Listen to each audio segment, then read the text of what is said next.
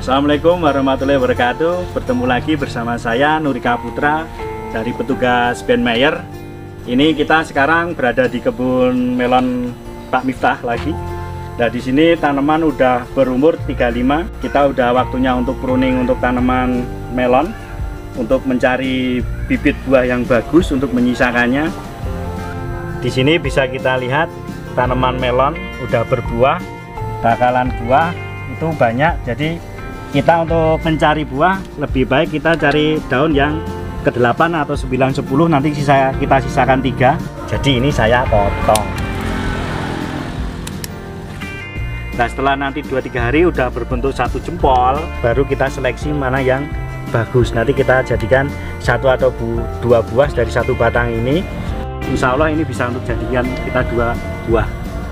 Jadi setelah pemangkasan tadi untuk menyisakan bakal buah yang kita pilih untuk perawatan dari produk Ben Mayer, selain pupuk NPK, kita juga yang dari foliar juga ada Basfoliar Ravanatur untuk anti stres.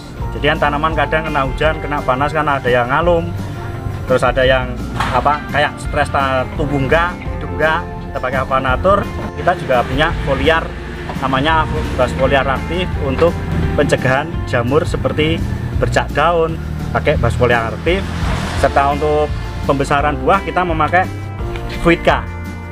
Untuk perawatan dari hama seperti trip, kutu, lembing, keriting itu bisa dipakai Kates.